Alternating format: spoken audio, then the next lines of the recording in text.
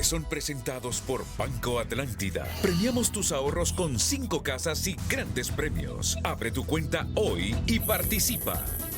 Honduras a las puertas de entrar en la lista gris del Gafi por tema del lavado de activos, y diputados aceptan que no hay consenso para eliminar reforma que impide combatir de frente este delito transnacional.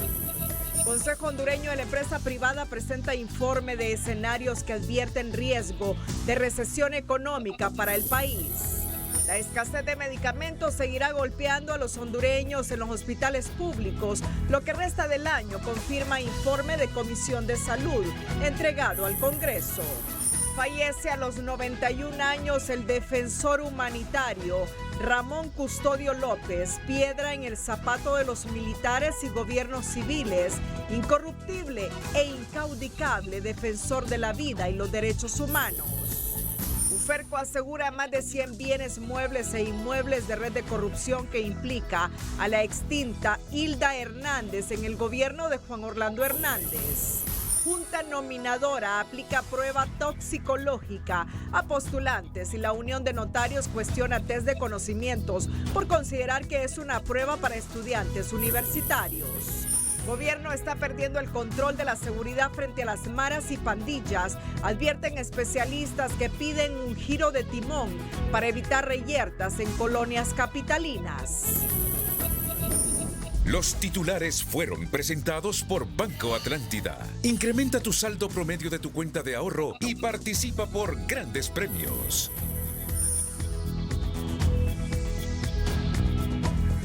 Este es su noticiero TN5 Estelar con Renato Álvarez y Cristina Rodríguez. Muy buenas noches, Honduras. Bienvenidos a la emisión de este miércoles 9 de noviembre. La noticia del día es presentada por Claro. En este Red Week, conéctate a los descuentos y recibí hasta 40% de descuento en tu smartphone. La Unidad Fiscal Especializada contra Redes de Corrupción Uferco junto a la ATIC procedieron este miércoles en el marco de la Operación Las Moiras a asegurar e incautar un total de 103 bienes, sociedades mercantiles y productos financieros ligados a una red de corrupción que involucra a la extinta Hilda Hernández, exministra de Comunicaciones y Estrategias en el gobierno del expresidente Juan Orlando Hernández. La Unidad Fiscal Especializada contra Redes de Corrupción Uferco confiscó este martes 56 bienes inmuebles, 5 sociedades mercantiles, 14 productos financieros y 29 autobuses pertenecientes a la extinta ministra de Comunicaciones y Estrategia Hilda Hernández. Ahora, en continuidad a dichas acciones penales, se ha presentado esta en materia de privación de bienes. Es decir, contra los bienes de estas personas que venían siendo investigadas, que muchos de ellos ya fueron acusados y que ahora el Ministerio Público busca obtener una sentencia de confiscación definitiva de dichos bienes. La incautación de bienes se efectuó en los departamentos de Francisco Morazán, La Paz, Santa Bárbara, Cortés y Atlántida e incluso en Estados Unidos. Según la Uferco, se incautó la sociedad FJSR de Florida, 2 condominios en Miami adquiridos vía testaferros, Inversiones Santa Elvira, Constructora C2, Transportes Tita, Comercial Maderera, un edificio de condominios Versalles en Lomas del Guijarro de Tegucigalpa, al igual que una vivienda residencial El Sauce de Comayagüela. Hay un procedimiento y el procedimiento inicia con estas medidas cautelares, con esas medidas que se están ejecutando. Posteriormente hay una solicitud de privación y se lleva a cabo un juicio en el que se determina si son o no bienes ilícitos y es el juez en el que determina el final.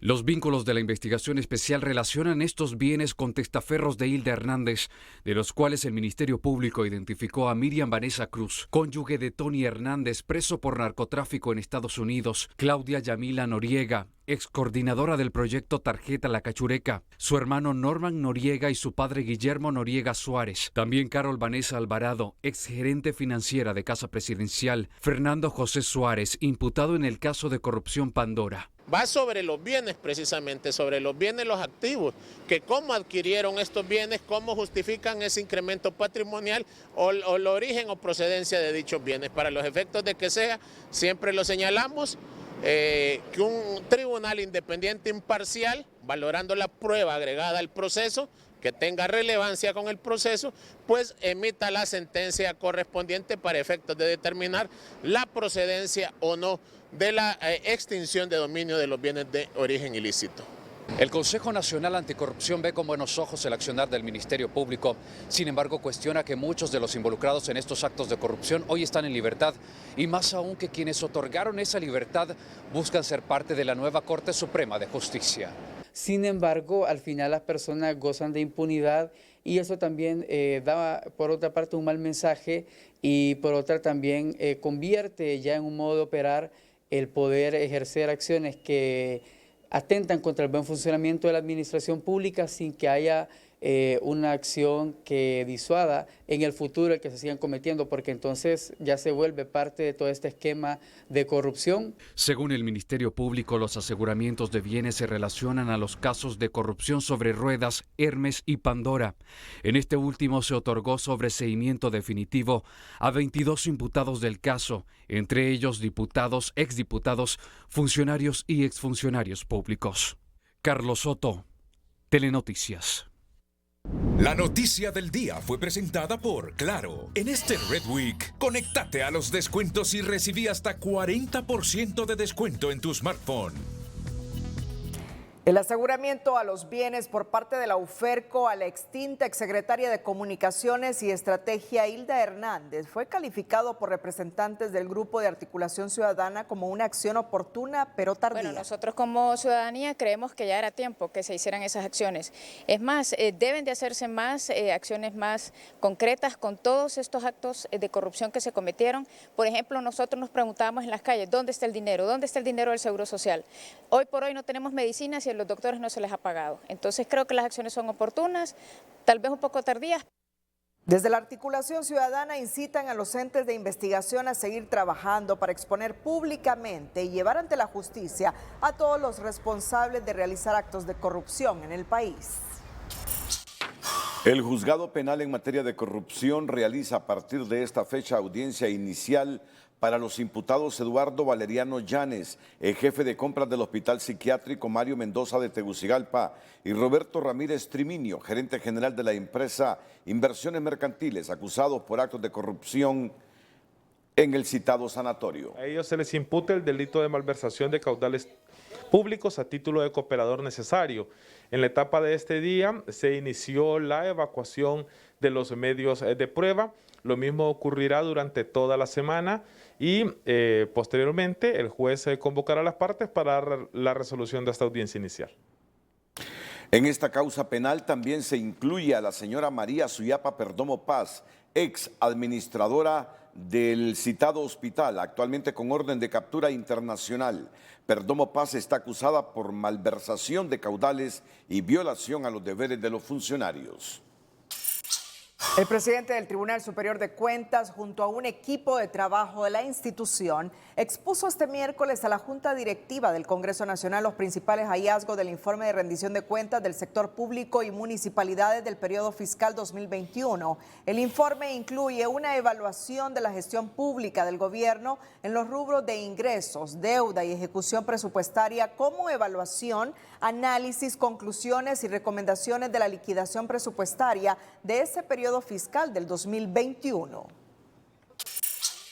Al menos 1.8 toneladas de cocaína incautadas en 7 diferentes operaciones antinarcóticos desarrolladas entre los meses de marzo y julio del 2022 fueron incineradas este miércoles en las instalaciones del complejo de la Policía Militar de Orden Público en Tegucigalpa, por orden de un juez de letras con jurisdicción nacional. Estamos hablando de 1085 paquetes que han sido decomisados en diversas operaciones, tanto en el escudo terrestre, aéreo y marítimo, operaciones interinstitucionales, donde ha participado el Ministerio Público, la ATIC, las Fuerzas Armadas, Policía Nacional y otros entes investigativos. Esta droga que fue incautada corresponde a 7 diferentes operaciones que en su momento y durante este año el Ministerio Público logró ejecutar y que dieron como resultado, además del tema del decomiso del alucinógeno, la detención de 14 personas.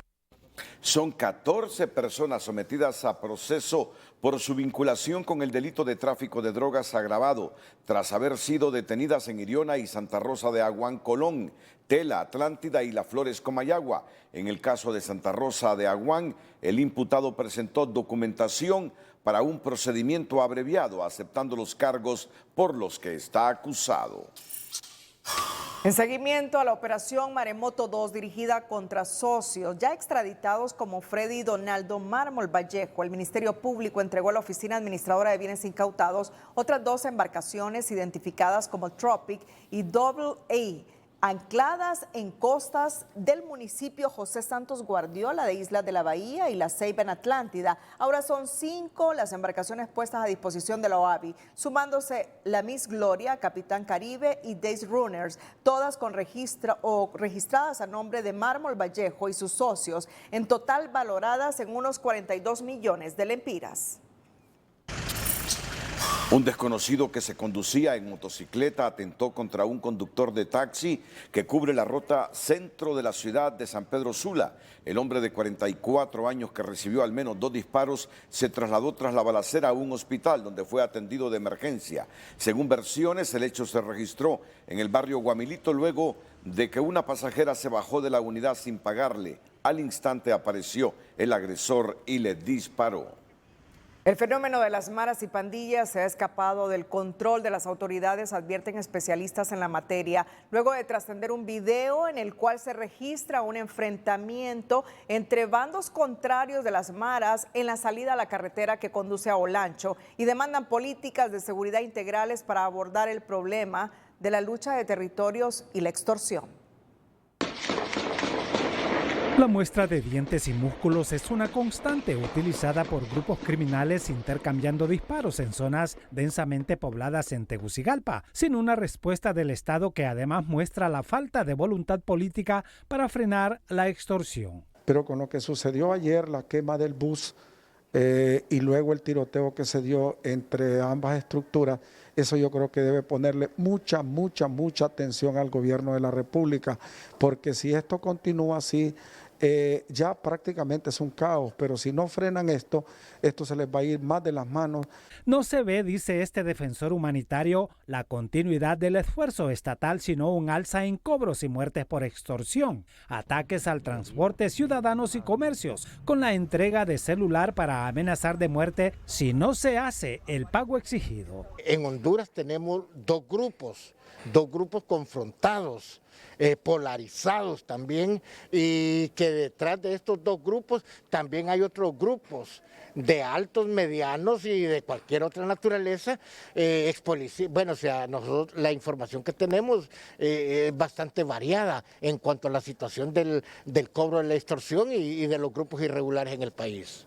Las estructuras criminales ganan el pulso a la Policía Nacional, que no va más allá de la captura de cobradores de extorsión. En tanto, los jefes de maras y pandillas fortalecen sus finanzas con la práctica continuada del delito de extorsión. Este delito de extorsión sí prácticamente parece que a las autoridades ya les está yendo de las manos, porque el día de ayer, antier, quemaron un bus, hoy tirotearon otro.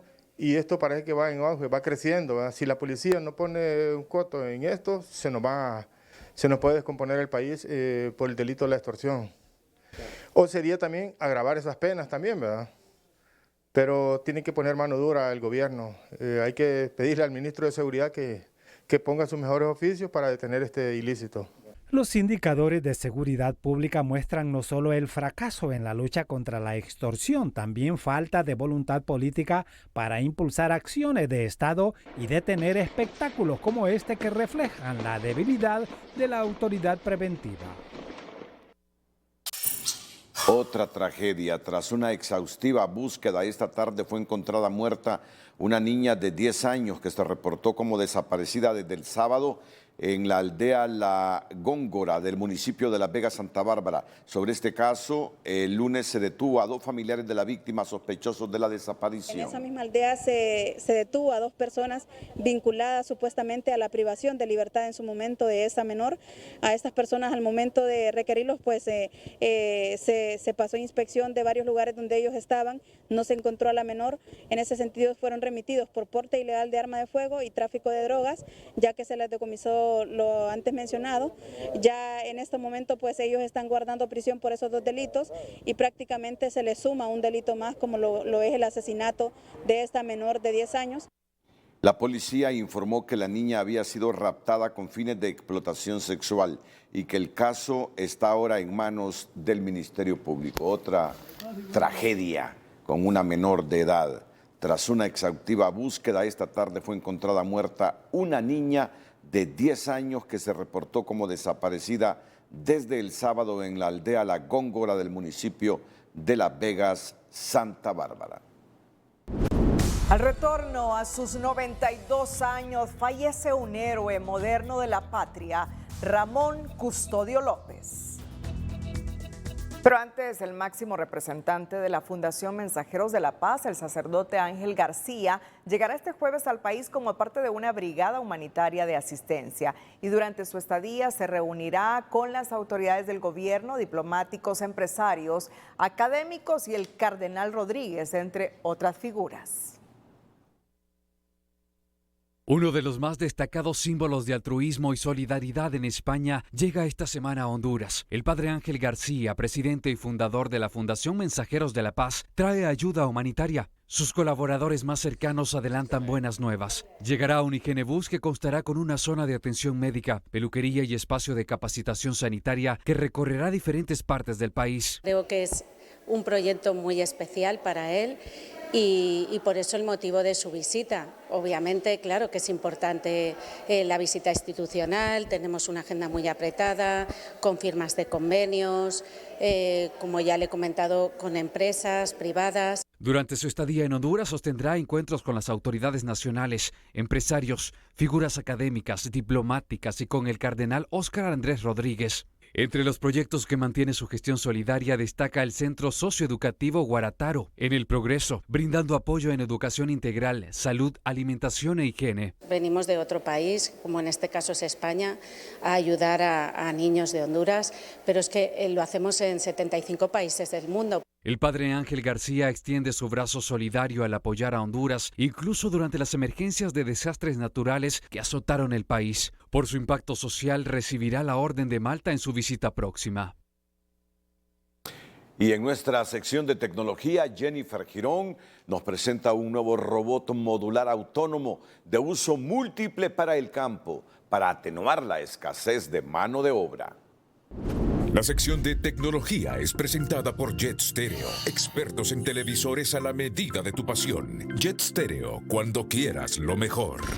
Aunque no parezca ser algo que ocurra en Honduras, en muchos países de Europa cada vez son menos las personas que quieren trabajar en el campo. Y es por ello que se siguen buscando múltiples soluciones. La más reciente se trata de un robot. Robotics Plus es la empresa que ha presentado su nuevo robot modular autónomo de uso múltiple para el campo, capaz de fumigar y cuidar los huertos y viñedos para atenuar la escasez de mano de obra. La principal tarea de este robot autónomo es la pulverización con la que el vehículo varía de forma inteligente el caudal para garantizar la eficacia del proceso al tiempo que reduce los insumos.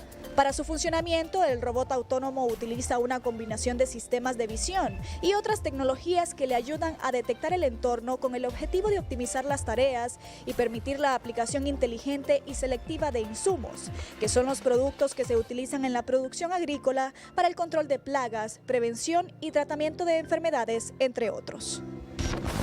El robot también puede realizar otro tipo de tareas, como el control de las malas hierbas y el análisis de los cultivos. La sección de tecnología fue presentada por Jet Stereo, expertos en televisores a la medida de tu pasión. Jet Stereo, cuando quieras lo mejor.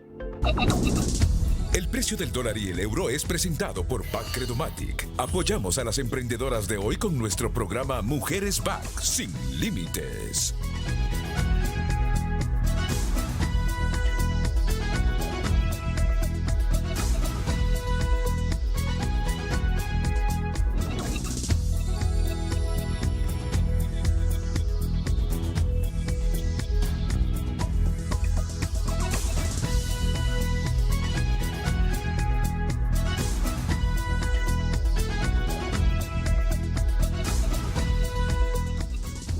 El precio del dólar y el euro fue presentado por Bacredomatic. Somos parte del liderazgo de la mujer en la región. Mujeres Bac, sin límites.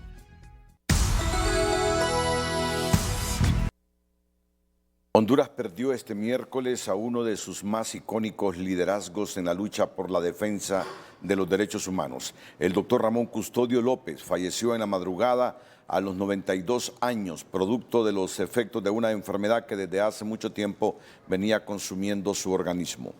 La humanidad inerte de Custodio López está siendo velada en la funeraria La Auxiliadora desde las 11 de la mañana, con la presencia de sus familiares, amigos y demás personas que convivieron con el occiso, quienes acudieron para darle el último adiós al maestro de varias generaciones y principal emblema de los derechos humanos en Honduras. Hablar del doctor Custodio es hablar de la democracia en Honduras, de su lucha por la defensa de los derechos humanos y de su irreverencia ante el poder. Fue la piedra en el zapato de militares y gobiernos civiles. Fue un patriota que no dudó en irse a la frontera a defender el país en la guerra con El Salvador. Y fue un personaje a quien centenares de hondureños deben su vida en la época más dura y triste del país, los años 80. Así lo recuerdan hoy quienes compartieron con él su lucha humanitaria y valoran sus aportes a Honduras. Con su muerte Honduras pesa menos. ¿Quién mejor para describir el legado de Ramón Custodio que su mano derecha durante varias décadas en el CODE, que tiene claro que de no ser por sus posiciones beligerantes frente a los militares, en la década oscura de los 80, cientos de hondureños no seguirían con vida para dar testimonio de esa época en la que pudieron ser una cifra más de los desaparecidos? Todo eso lo condujo a la incomprensión de la mayor parte de los ciudadanos de su tiempo, a la persecución por su inclaudicable defensa de los derechos humanos. Creo que de no haber existido el doctor Custodio, el número de desaparecidos hubiera sido mayor. Hablar del doctor Ramón Custodio es referirse a un baluarte de la historia nacional, señala este sociólogo, quien destaca su inclaudicable labor en la defensa de los derechos humanos y la Constitución de la República, en su paso por instituciones como el CODE y el CONADE, institución que presidió en 2 periodos, tras ser uno de los impulsores para otorgarle rango constitucional. Es un hombre que en las condiciones más difíciles, más llenas de temor, de miedo que había en la sociedad hondureña, Ramón Custodio supo sacar la cara, crear institucionalidad para proteger los derechos de los ciudadanos. Precisamente esa apasionada lucha por los derechos humanos lo convirtió en un adversario de varios gobiernos a lo largo de la historia, situación que puso en riesgo su vida de forma permanente. Pero eso no fue ningún impedimento para continuar con la frente en alto, poniéndole el pecho a las escopetas. Claro ejemplo de ello es que fue el primero en ganarle una demanda al Estado ante la Corte Interamericana. Yo ingresé al CODE creyendo que el CODE era un movimiento guerrillero. Le pedí un arma y lo que me dio fue la Constitución de la República, la Declaración Universal de los Derechos Humanos y me dio la tipología de los derechos humanos. Aquí está tu arma, me dijo. Y no solo fue una roca en el zapato para las Fuerzas Armadas, Poder Ejecutivo y autoridades universitarias durante las luchas estudiantiles que encabezó en su juventud. También puso en aprietos al Congreso Nacional en 2003, cuando junto a este ex CONADE presentaron un recurso de inconstitucionalidad para evitar que siguieran interpretando la Constitución a su placer. Y lo ganamos. Eso provocó un periodo de confrontación innecesario, pero se presentó entre el Poder Judicial y el Poder Legislativo. El Poder Legislativo no quiso cumplir. Pese a las críticas que recibió de un sector por su papel en el golpe de Estado, Custodio no era un hombre cualquiera, pues defendió Honduras como muy pocos lo han hecho, no solo en los 80, también en los 60 cuando ejerció como voluntario civil en plena guerra con El Salvador, lo cual lo hizo acreedor de varios reconocimientos a nivel nacional e internacional. José Miguel Álvarez, Telenoticias. Fue una vida donde tuvo atentados y corrió muchos riesgos Ramón Custodio, y así nos lo contaba en las diferentes entrevistas de la Corporación Televicentro. Definitivamente, cuando hicimos nuestro trabajo de derechos humanos, éramos considerados como enemigos del Estado y arriesgamos la vida. Yo estuve a punto de morir 2 veces.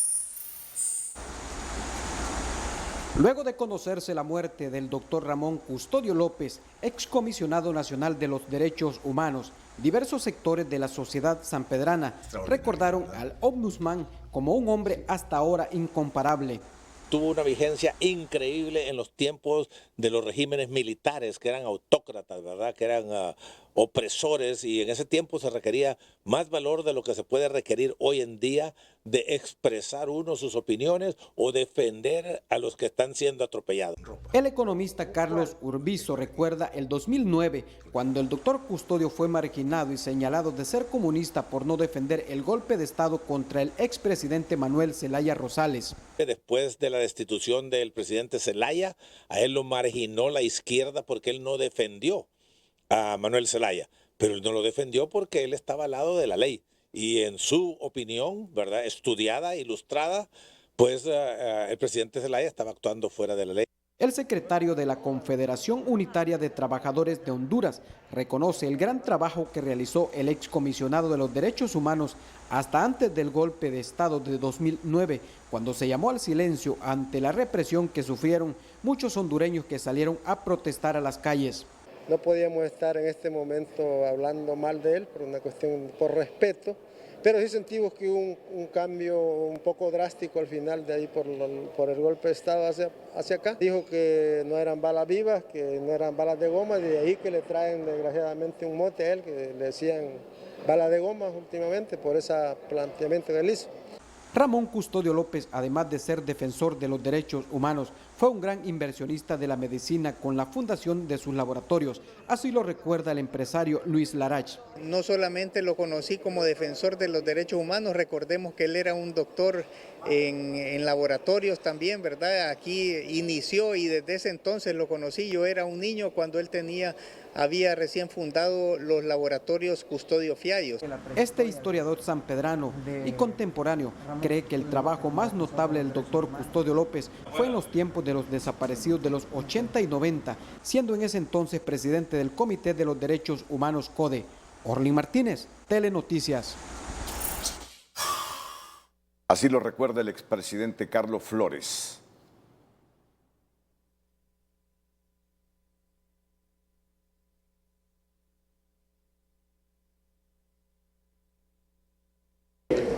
Custodio era un intelectual también, además de ser un médico, ¿verdad? Tenía su laboratorio allá por cerca de mi casa, donde yo vivía, por la Ronda, enfrente del cuartel San Francisco. Ahí íbamos con mi papá, me decía, acompáñame, me decía, vamos a ver a Custodio. Cuando se daban las grandes luchas por la democracia y cuando uno arriesgaba, o cuando ellos arriesgaban hasta la vida, pro de la democracia, de las libertades y de volver a tener precisamente el imperio de la Constitución. Entonces, eso le describe a usted quién era Ramón Custodio. El expresidente Flores también recordó que fue en su gobierno cuando se elevó la figura del Comisionado Nacional de los Derechos Humanos a la Constitución. Se elevó a figura constitucional el comisionado, porque en todas partes del mundo ese era el rango que tenía el CONADE, y a su comisionado se le conocía como ombudsman, y eso era Ramón Custodio en el país. Un ombudsman, aseguró el expresidente Carlos Flores. El sacerdote jesuita Ismael Moreno en su cuenta de Twitter se refirió al deceso del doctor Custodio de la siguiente manera: el doctor Custodio jugó un papel decisivo en la historia de los derechos humanos en Honduras. Se jugó la vida y salvó muchas vidas, y en muchos momentos de amenazas era a quien acudimos como refugio. Su controversial y conflictivo papel en el golpe no puede obnubilar su servicio patriótico. En otra temática, Honduras podría ser incluida en la lista gris del Grupo de Acción Financiera Internacional GAFI por el tema del lavado de activos, pero en el Congreso parece que no hay prisa para derogar las reformas que impiden actuar a fondo en la lucha anticorrupción, pese a que la UFERCO ha demandado derogar una reforma que les impide acceder a información bancaria para detectar este delito. Los congresistas dicen que siguen consensuando porque algunos diputados temen que derogar esa reforma les perjudique en posibles investigaciones fiscales. La derogación de los decretos que forman el pacto de impunidad dejado por el Congreso anterior y en particular la discusión de reformas a la ley de lavado de activos es una de las deudas que tiene actualmente el legislativo. La falta de celeridad en el hemiciclo para abordar las temáticas crea suspicacia entre algunos que dudan sobre una verdadera lucha contra la corrupción en Honduras. Lamentamos que esta reforma no tenga la celeridad, no tenga la importancia debida y que esto esté propendiendo a proteger a los actores económicos y criminales que urdieron desde atrás esta reforma. La tardanza también preocupa al fiscal Luis Javier Santos, quien ya ha señalado que la derogación de esas reformas es una demanda constante en la UFERCO porque la actual ley impide que ellos realicen adecuadamente su trabajo. Advierte además que esta situación podría abonar a que Honduras sea incluida en la lista gris del Grupo de Acción Financiera Internacional. Mire, a través de estos decretos, además se corre el riesgo de que Honduras sea incluida en la lista gris del Gafilat. ¿Por qué? Porque se han reducido muchas cosas, o sea, se ha reducido las facultades que tienen las instituciones para poder investigar el lavado de activos.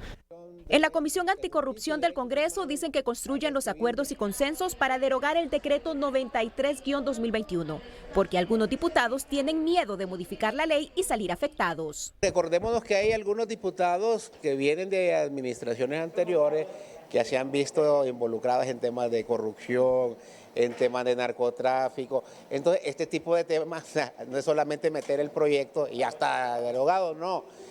Venimos de una narcodictadura donde mucha gente que todavía está en el Congreso tiene miedo a que lo puedan investigar, tiene miedo a que lo puedan acusar por lavado de activos.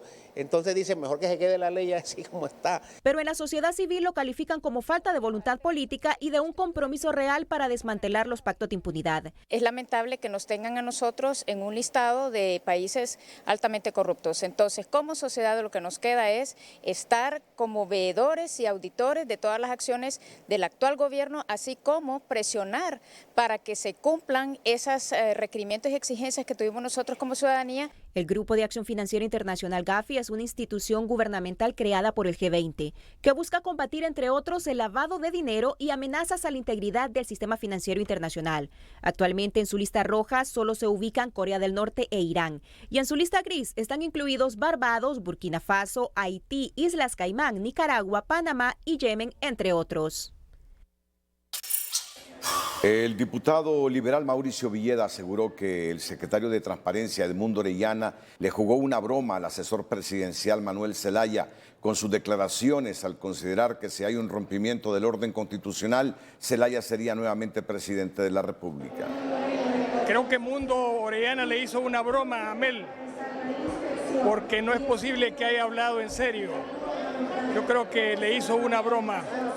Él como fiscal, como abogado, como ministro, conoce perfectamente lo que dice la Constitución de la República y solamente hay que limitarse a 3 artículos en la Constitución. Los 3 artículos de la Constitución que citó Villeda son el 2, el 375 y el 239, último que dice que el ciudadano que ha ejercido la presidencia de la República no puede volver a ser presidente, y el que quebrante esa disposición o proponga su reforma y la apoye directa o indirectamente cesará de inmediato su cargo, pero el mismo quedó sin validez cuando la Corte de Justicia aceptó su inaplicabilidad para avalar la reelección del expresidente Hernández. Los 14 recursos de inconstitucionalidad en contra del decreto 04-2022 relacionado a la amnistía política, el cual tiene una estrecha vinculación con la legalidad de la Junta Directiva del Congreso Nacional, siguen siendo analizados, confirman en la Sala Constitucional, desde donde señalan que aún no tienen fecha precisa para emitir una sentencia. Está estrechamente vinculado el tema con lo de la Junta Directiva del Congreso. Pues no hemos estimado fechas. El coordinador está en esos procesos ahorita, revisando, pidiendo antecedentes. Él en su momento supongo que lo va a distribuir para que lo resolvamos. Serrano considera que sería muy atrevido de su parte adelantar un día en específico, pues el proceso requiere de mucho tiempo. El presidente de la Unión de Notarios, Mario Boquín, considera que la prueba de conocimientos para los aspirantes a magistrados, que será desarrollada el próximo 14 de noviembre, debería tener como base la crítica jurídica y no ese extenso temario que se parece a los utilizados para los exámenes de admisión a facultades de Derecho. Nos están examinando para ser magistrados de la Corte Suprema de Justicia. Y yo creo que esto hubiera sido orientado a un examen de evaluación de conocimientos, pero de crítica jurídica. Es decir, de qué pienso yo de un asunto jurídico, de un caso concreto. Pero no preguntarme qué es ley o qué es norma, ¿me entiendes? Pero hubiera sido como para hacer examen privado en la Facultad de Derecho. Más allá de ese aspecto, Boquín señala que la Junta Nominadora está desarrollando un buen proceso y que tendrá que someterse a la evaluación. Este día los aspirantes a ser magistrados de la próxima Corte Suprema y que buscan ser seleccionados en la lista de al menos 45 postulantes de la Junta Nominadora se sometieron a la prueba toxicológica y de acuerdo a la Unión de Notarios, el proceso por ahora se desarrolla con mucho profesionalismo y transparencia en espera de conocer en el próximo 11 los resultados de las pruebas de confianza que han empezado a ser aplicadas. Como parte del cronograma de pruebas de confianza, más de un centenar de postulantes que continúan en la ruta de la diosa Temis se sometieron a las evaluaciones toxicológicas para determinar que en sus organismos no existan rastros de sustancias alucinógenas que puedan repercutir en su comportamiento. La prueba consiste en detectar la posibilidad de cocaína, marihuana y éxtasis. Es la segunda prueba de las 3 que componen este riguroso filtro y de acuerdo a varios de los aspirantes, hasta ahora todo marcha de buena manera, por lo que mantienen la ilusión de seguir en la disputa una vez se conozcan los resultados en 11 días. Que vamos muy bien, creo que tenemos cordura, en consecuencia vamos bien y hoy pues es la prueba toxicológica y positivos porque estamos al margen del consumo de cualquier tipo de droga. En la Unión de Notarios, organización que realiza una veeduría del proceso, destacan que hasta ahora la Junta Nominadora ha estado a la altura, de manera que esperan que prevalezca esa efectividad hasta el final, en que se envíe la lista de al menos 45 notarios al Congreso Nacional. Hasta ahorita ha estado todo marchando normal, no ha habido ni nos ha reportado ninguna cuestión que manche o sea irregular o que afecte el normal desenvolvimiento de lo que ha hecho hasta ahora la Junta Nominadora. Este segundo filtro de evaluaciones culmina el próximo lunes 14 de noviembre en que se desarrolle el temido examen de conocimiento, cuyos resultados se estarán conociendo el próximo 20 de noviembre. José Miguel Álvarez, Telenoticias. Tras el desalojo violento presidido por un contingente policial en contra de miembros de la comunidad garífuna de Punta Gorda en Islas de la Bahía, que dejó varios heridos y detenidos, el Comisionado Nacional de Derechos Humanos condenó los hechos y señaló al Estado hondureño de incumplir su obligación internacional de reconocer, delimitar, demarcar y titular las tierras que le corresponden a las comunidades indígenas y afrohondureñas. La institución advirtió que ese incumplimiento del Estado repercute en nuevos escenarios de violaciones a derechos humanos contra este sector de la población. Para concluir, el CONADE exhortó a la DIDADPOL a realizar una investigación seria, efectiva e imparcial sobre la existencia de faltas cometidas por parte de los miembros de la carrera policial involucrados en el desalojo preventivo. Este miércoles, la secretaria de Derechos Humanos, Natalie Roque, se reunió con representantes de la comunidad garífuna de Punta Gorda para conocer en detalle lo ocurrido durante el desalojo el lunes anterior. Estuvimos varias horas en la comunidad, también hemos estado en la jefatura de la policía. Estamos, como bien se nos instruyó, levantando un informe respecto a los hechos del desalojo violento, porque la instrucción de la Presidencia de la República ha sido clara. no puede haber represión. Y sobre todo tomando en cuenta que Honduras es signataria de convenios internacionales en materia de derechos humanos que nos implican obligaciones a todos los poderes del Estado y que en el caso de la Secretaría de Derechos Humanos también tenemos el mandato de coordinar y asesorar a los 3 poderes del Estado. Durante su declaración, la ministra enfatizó que no escuchó la versión de la Policía Nacional. Sí les notificó, sino que les notificó la orden de la presidenta Xiomara Castro. Agregó que los policías deben tener sumo cuidado en la ejecución de estas órdenes de desalojo. Hace unos minutos ocurrió un accidente vehicular que provoca la caída de un poste en el anillo periférico a la altura del Hato de Enmedio. El periodista Carlos Soto con los detalles. Muchas gracias, compañeros en estudios. Nos encontramos precisamente en el anillo periférico, en donde a esta hora de la noche se puede observar un accidente vehicular que ha generado pues mucho tráfico en este sector de Tegucigalpa. Precisamente como observamos, es un automotor de color rojo que impactó en un poste de tendido eléctrico, interrumpiendo el paso vehicular en este sector de la capital.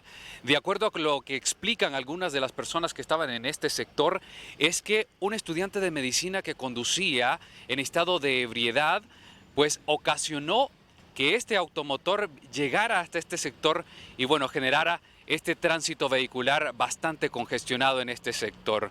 Es lo que podemos informar de momento. No hay ninguna persona que ha resultado herida. Llegaron autoridades del Cuerpo Paramédico de la Cruz Roja, así como también las autoridades de la Policía Nacional, pero afortunadamente ninguna persona terminó con heridas graves y por supuesto ninguna persona muerta en este accidente vehicular. Es lo que informamos por ahora. Regresamos con ustedes de nuevo a estudios principales.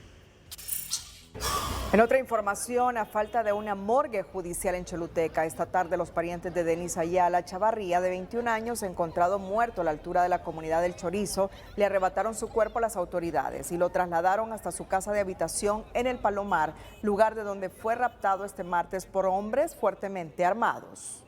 Miren, no íbamos a permitir por el motivo que saben perfectamente bien que él desapareció y desde allá lo secuestraron.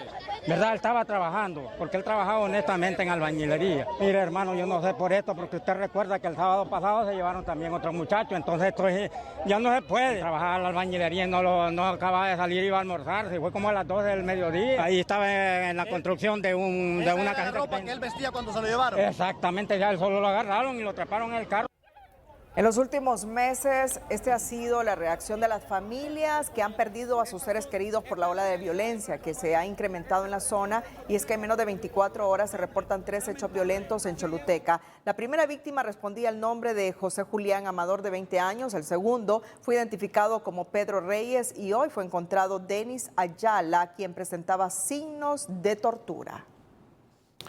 En su más reciente estudio, el Consejo Hondureño de la Empresa Privada advierte de las consecuencias de una posible recesión económica en Honduras, producto de una situación global en este momento.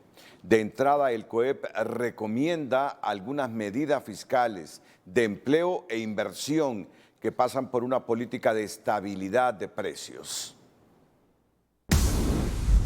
Economía Hoy es presentada por Banco de Occidente. Sueñe, planifique y ahorre. Hágalo en grande con Banco de Occidente. Un reciente estudio del Consejo Hondureño de la Empresa Privada COEP alerta de una potencial recesión económica en el mundo, los Estados Unidos y consecuentemente en Honduras. La principal medida que nosotros recomendamos es mantener el equilibrio entre la política monetaria, la política fiscal, para poder proteger tanto a los hogares como a las empresas de una potencial recesión económica. Y lo dice el estudio que una recesión económica en los Estados Unidos inexorablemente arrastrará a Honduras, y en las conclusiones sugieren una serie de medidas que el actual gobierno debe tomar antes de caer en este abismo global. Cerca del 40% de las exportaciones e importaciones de nuestro país vienen y van hacia los Estados Unidos, y más del 98% de las remesas familiares provienen de este país norteamericano. Una recesión económica en Estados Unidos estaría implicando entonces una disminución de las principales variables macroeconómicas, lo que complicaría o agudizaría aún más la posición económica y el dinamismo de la economía nacional en nuestro país. Y una recesión en Honduras se traduce, dice el documento, en el desplome de variables macroeconómicas como las exportaciones, inversiones y el turismo, más una disminución de la producción, empleo y los ingresos. Según el estudio, se debe ver y monitorear lo que pasa en la economía de los Estados Unidos, pues es el mejor referente, dicen, tratándose del principal socio comercial del país, de lo que en un futuro puede pasar aquí en Honduras. Si Estados Unidos entra en una recesión, muchos hondureños, dice el estudio, perderán sus trabajos y bajará el envío de las remesas al país. Lo ideal es reactivar la economía local con la construcción de grandes proyectos que generen empleo y empezar sin demoras a tapar el agujero fiscal de la estatal eléctrica. Y tenemos que buscar los mecanismos a través de la construcción de represas para el control de inundaciones. La reducción de pérdidas del ENE es importantísimo porque los datos arrojan que más bien han aumentado en estos meses. Al final de las conclusiones, el estudio del COEP sugiere al gobierno una política de estabilidad de precios, conservar las reservas internacionales, mantener la recuperación de las principales actividades económicas y consolidar una política fiscal. Por ejemplo, el 80% de la población tiene problemas de empleo, luego que tenemos un 75% de la población en pobreza, entonces aumentar la tasa de interés sería nefasto para nosotros porque eso reduciría la inversión y reduciría el empleo. Pero está claro que Honduras tiene que empezar a tomar medidas similares o distintas a las que ya tomaron otros países del mundo. Caso contrario, la recesión económica podría golpear al país con mucha más fuerza. Ulises Aguirre, Telenoticias. Economía Hoy fue presentada por Banco de Occidente. Goce del respaldo, la confianza y la seguridad financiera que necesita. El mercado de los viajes corporativos o de negocio va en una franca recuperación tras la baja que experimentó por la pandemia, donde muchas negociaciones se realizaban de manera virtual. Sin embargo, ya varias empresas a nivel nacional e internacional nuevamente están desplazando su personal a cerrar tratos de forma presencial y con ello ayudan a la reactivación de otros rubros de la economía nacional. Es nuestra sección Hagamos Negocio. Hagamos Negocio es presentado por Banrural. Lo mejor de nuestro pueblo es lo grande de su gente. Banrural, el amigo que te ayuda a crecer. El crecimiento del mercado de los viajes de negocio corporativos es uno de los factores que está contribuyendo a la reactivación de algunos sectores de la economía, como hoteles, restaurantes, líneas de transporte aéreo o terrestre. Hemos visto que este año se ha reactivado nuevamente las visitas de negocios. En el caso de San Pedro Sula hemos visto que ya las empresas, que tanto nacionales e internacionales, que necesitan desplazar su personal, pues ya están pernoctando nuevamente en los diferentes hoteles de la ciudad. Hemos visto que ha ido mejorando la ocupación poco a poco, ya los números se asemejan o se acercan a lo que fue el 2019. Este propietario de una agencia de viajes dice que a la hora de cerrar negocios, el hacerlo de manera presencial da una mayor garantía y tras la pandemia, en lo que va del 2022, se refleja una recuperación en cuanto a los viajes de negocio con una proyección mayor para el 2023. Pero no es lo mismo cuando yo me siento con mi suplidor a platicar, ¿no? Se genera una confianza. Entonces, lo virtual fue por una necesidad. Pero yo creo que ese estrechón de mano, eso, ver a los ojos que estamos haciendo negocios, eso es lo que genera mayor confiabilidad, ¿no? Y se está dando. Este tipo de viajes corporativos, al igual que los congresos, ha permitido abrir incluso algunas plazas de trabajo. Esto genera confianza, genera oportunidad porque nos permite reintegrar personal que en su momento, por la pandemia, habían perdido sus plazas de trabajo. Según miembros del Buró de Convenciones de ciudades como San Pedro Sula, la participación en algunas ferias internacionales ha servido como vitrina en la búsqueda de compradores de destino o empresas con interés de venir al país. Hagamos Negocio fue presentado por Banrural. Lo mejor de nuestro pueblo es lo grande de su gente. Banrural, el amigo que te ayuda a crecer. Un aumento salarial entre los 2.000 y 2.500 lempiras esperan recibir a partir del próximo año los más de 64.000 docentes del sistema educativo público del país, informó este miércoles la dirigencia magisterial. Fue un error haber anunciado para el mes de septiembre que se iba a ser efectivo, por parte de algunas personas. El ajuste salarial, lo más probable, y creemos que sí debe ser porque hay un compromiso del actual gobierno, debe ser a partir del próximo año, ya en el mes de enero o el mes de febrero, un ajuste salarial que podría andar entre los 2.000 a 2.500 lempiras por plaza. La expectativa por parte del gremio magisterial es que los aumentos no serán excluyentes con ningún docente del sector público. Quienes tengan plazas interinas también los recibirán, explicaron. Este miércoles el Congreso Nacional socializó con una comitiva del COEP el nuevo proyecto de presupuesto general de la República y en la misma los representantes del sector privado ya no vieron tan abultado el monto de 392.000 millones de lempiras, pero cuestionaron por qué Defensa y Seguridad reciben más dinero que salud, educación e infraestructura. La Comisión de Presupuesto del Congreso Nacional y funcionarios de la Secretaría de Finanzas explicaron este miércoles al Consejo Hondureño de la Empresa Privada los alcances del presupuesto general de ingresos y egresos para el año fiscal del 2023. También varias inquietudes sobre los recursos, cómo se van a utilizar, hacia dónde van las transferencias, qué es lo que representa lo que equivocadamente han llamado a algunos sectores la partida confidencial, que no es en ningún momento tal situación. En su momento, autoridades del COEP fustigaron el monto de 392.000 millones de lempiras del presupuesto para el 2023. Sin embargo, este día, luego de las explicaciones, esas dudas bajaron de tono. Las explicaciones que nos dieron, no hay aumento de impuestos porque todo lo que eran fondos de fideicomisos pasan al gobierno central y eso es lo que hace que se eleve el presupuesto. Pero la comitiva del COEP sí preguntó por qué sectores como salud, educación e infraestructura reciben tan poco presupuesto y por qué las secretarías de Defensa y Seguridad tienen un trato privilegiado. Asimismo, insistieron junto a diputados de la oposición del destino de los millonarios préstamos en lempiras y dólares de reciente aprobación en la Cámara Legislativa. La mayoría de los préstamos tienen que ir orientados, como ya lo manifestaron anteriormente el gobierno, tiene que ir orientado en energía, cambio climático, seguridad alimentaria, carreteras, salud, modernización del Estado. En esto tienen que ir orientados estos préstamos. Los miembros del COEP salieron con menos dudas acerca del presupuesto luego de esta reunión, pero dejaron en manos del Congreso Nacional una serie de recomendaciones para que se tomen en cuenta al momento de la aprobación en la Cámara Legislativa.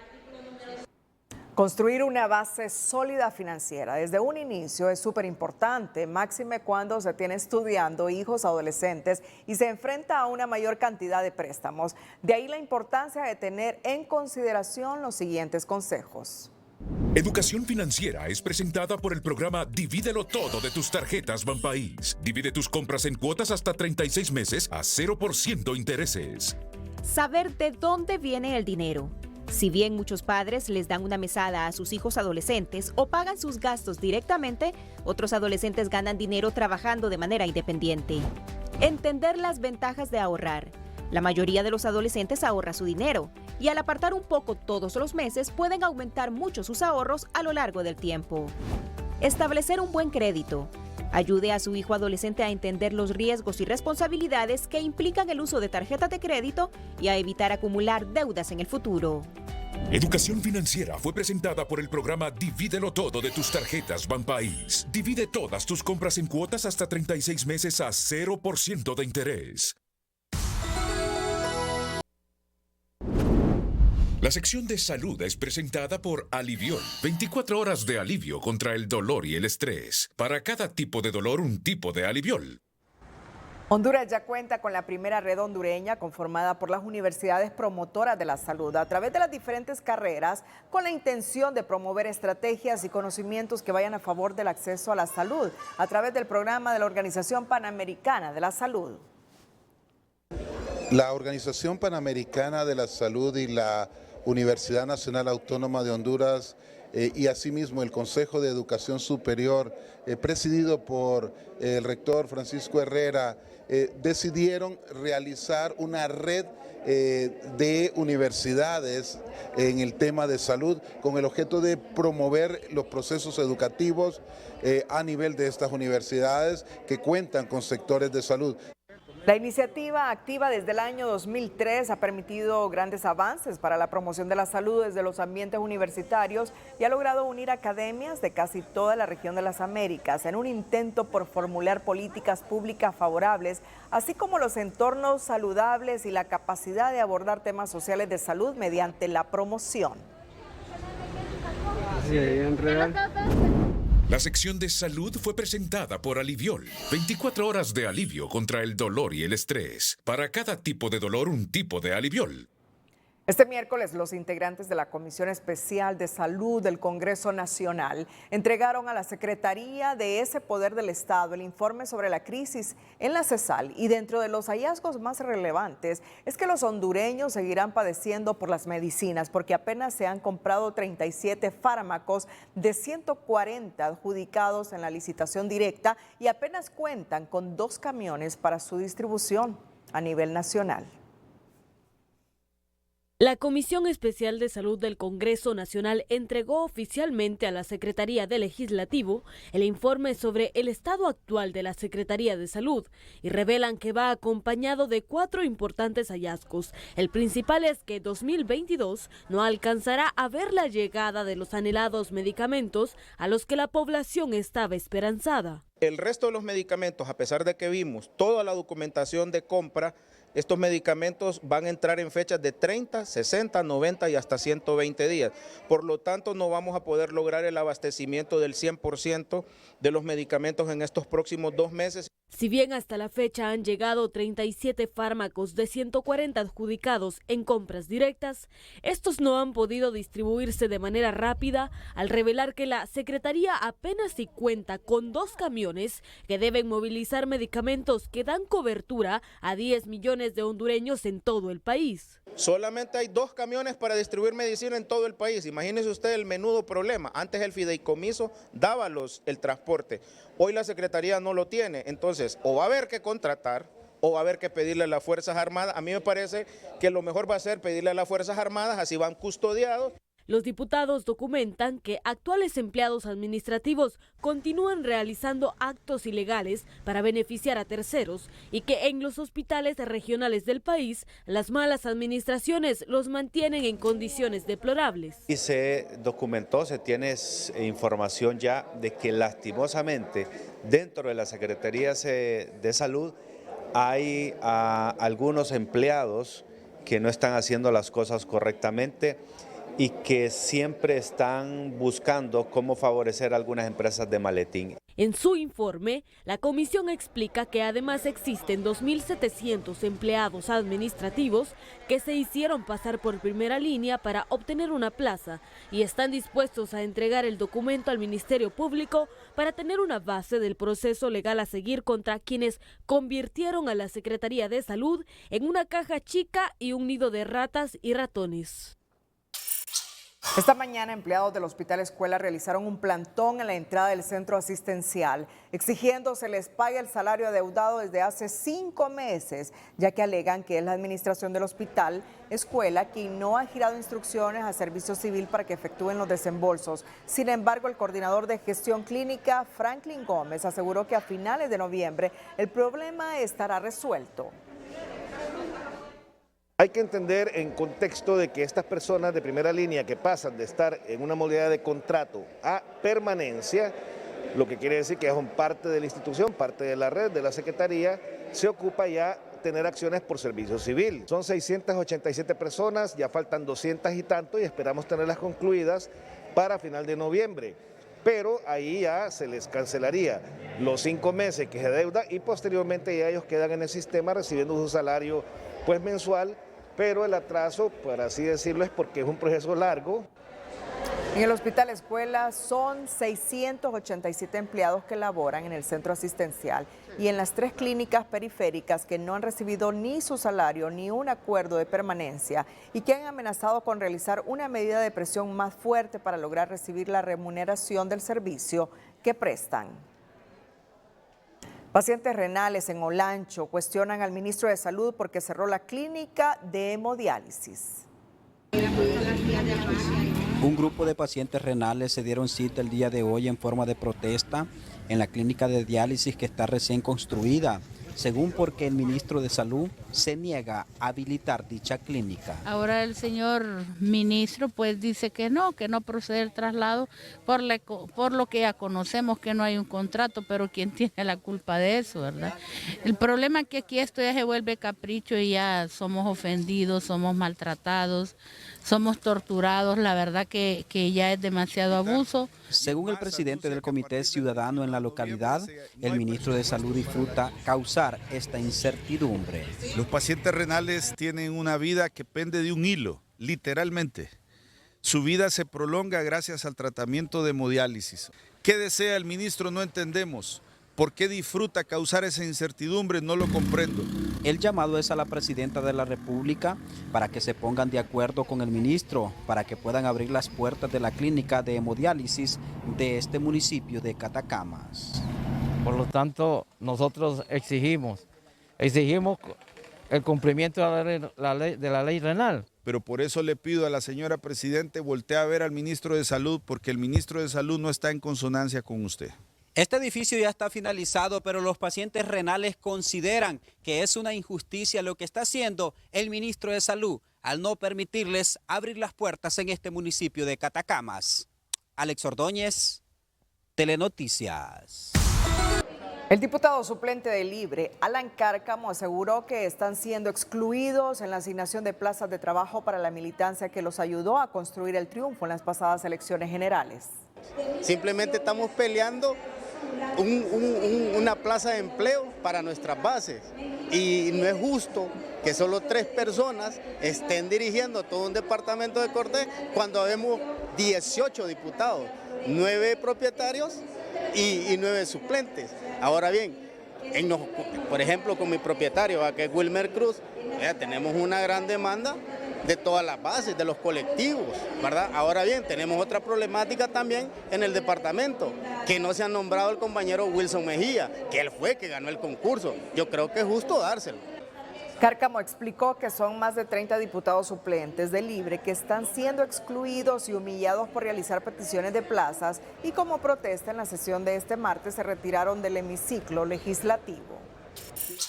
El diputado del Partido Salvador de Honduras, Román Morán, presentó una iniciativa de ley en el Congreso para reformar por adición el artículo 68 de la Ley Orgánica del Poder Legislativo, relacionado al mecanismo de votación de los diputados. Actualmente el artículo 68 dice que las votaciones del Congreso Nacional pueden ser privadas si la Junta Directiva del Congreso Nacional así lo considera. Y lo que nosotros hemos presentado el día de hoy es eliminar esa parte del párrafo de este articulado para que todas las votaciones sean públicas sin excepción y que éstas puedan ser publicadas en los medios de comunicación del Congreso Nacional con el nombre completo del diputado y si votó a favor, en contra o si se abstuvo. Agregó que la reforma incluye que se informe si el diputado se presentó al Congreso Nacional y si estaba integrado en la sesión y si votó en contra, a favor o se abstuvo frente a leyes introducidas. El diputado de Libre, Darío Morán, presentó 2 proyectos de ley en el Congreso orientados a la prevención de los accidentes de tránsito. El primer proyecto va orientado en que se agreguen en el sistema educativo los contenidos de educación vial, exactamente en el tercer nivel de educación media, para que los estudiantes que están a punto de graduarse salgan con la formación, los conocimientos y la conciencia de una conducción responsable y prudente y así poder prevenir un poco los accidentes de tránsito. Morán explica que la segunda iniciativa de ley es la de incentivar al conductor con un descuento de un 20 a 30% a la hora de renovar su licencia, siempre y cuando no haya cometido ninguna falta. También se aprobaron varios contratos de la Municipalidad del Distrito Central. Gracias, buenas noches. Esta noche el Congreso Nacional ha aprobado importantes dictámenes. Uno de ellos, uno que incluía 5 contratos de la alcaldía del Distrito Central y que eran proyectos que no habían sido ejecutados de la administración pasada. Los 5 contratos aprobados a la alcaldía del Distrito Central ascienden a $8 millones relacionados a obras complementarias del BTR o Trans 450. Estos contratos incluyen la instalación de semáforos en el Distrito Central, también la terminación de la terminal que estaba frente del Estadio Nacional, que es una estación para los buses del Trans 450, también la culminación de unos puentes peatonales y la instalación finalmente del centro de monitoreo de tráfico que estará ubicado en las instalaciones del BTR Continua Lima frente a la Kennedy. Entre los contratos está la instalación de 227 semáforos, 152 vehiculares y 72 peatonales, por un monto de 73 millones de lempiras. El diputado liberal Mauricio Villeda consultó por qué cada semáforo tenía un costo de 324,000 lempiras. Entre el semáforo y la mano de obra, 324,000 lempiras un semáforo. Es bastante alto y creo que eso amerita una explicación de parte suya. Estudio de tráfico necesario para poder determinar en qué puntos tienen que instalarse los semáforos. Por eso es que hay un costo adicional que va más allá de la adquisición del equipo de semáforos y la instalación. La discusión de estos contratos generó un debate partidario fuerte por ser contratos de la administración del exalcalde Narriafura. Y lo tengo que decir porque hay que salvar responsabilidad a papi a la orden. Esos contratos se hubieran aprobado en enero. Yo creo que ahí calculó mal los asesores del alcalde, que le dijeron que los detuviera esos proyectos y al final está afectando a la capital. Entre nuestro alcalde Jorge Aldana con el anterior alcalde es que el compañero Jorge Aldana no se trasladaba dinero de las arcas de la alcaldía a sus cuentas personales. Entre otros temas, se aprobó el dictamen para decretar el 25 de octubre como Día Nacional de la Enfermedad de la Espina Bífida. Bueno, el día de hoy por unanimidad de votos se ha aprobado el decreto que presentamos en días anteriores, encaminado a que el 25 de octubre de cada año se declare el Día Nacional de Concientización de la Espina Bífida. La espina bífida es una afectación que cada semana 3 niños nacen con esta condición. Asimismo, el presidente Luis Redondo anunció que el próximo lunes a las 2 de la tarde sostendrán una reunión con el secretario de Energía y jefes de bancada para discutir 22 contratos de la administración pasada. El próximo martes la sesión está convocada para las 2 de la tarde y este jueves solo se van a realizar reuniones de comisiones. Asimismo, Luis Redondo anunció que el próximo martes el Tribunal Superior de Cuentas se hará presente para brindar un informe aquí en el Pleno Legislativo. Esto es lo más importante que nosotros podemos informar esta noche del Congreso Nacional. A continuación, el hecho, la frase y la imagen del día con Telma Mejía.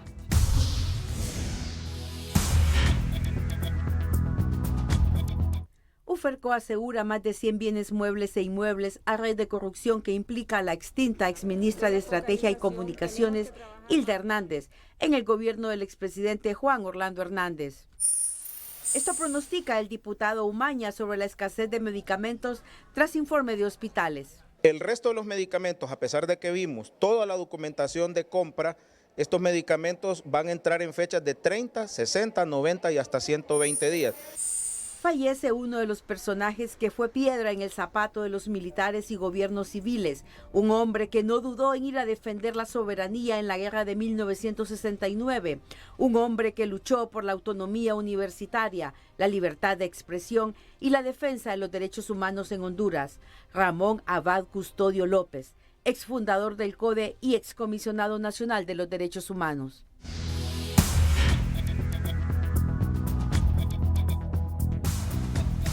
Cerramos la emisión estelar. Gracias por su fiel sintonía.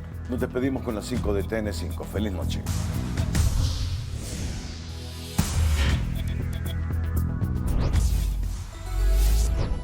Unidad Fiscal Especializada contra Redes de Corrupción Uferco incauta más de 100 bienes a supuestos testaferros vinculados con la extinta exministra Hilda Hernández.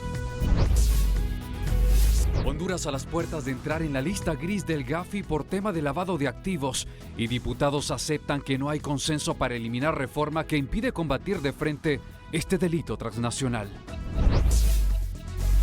Consejo hondureño de la empresa privada presenta informe de escenarios que advierten riesgo de recesión económica para el país. Junta nominadora aplica prueba toxicológica a postulantes y la Unión de Notarios cuestiona test de conocimientos por considerar que es una prueba para estudiantes universitarios. Gobierno está perdiendo el control de la seguridad frente a las maras y pandillas, advierten especialistas que piden un giro de timón para evitar reyertas en colonias capitalinas.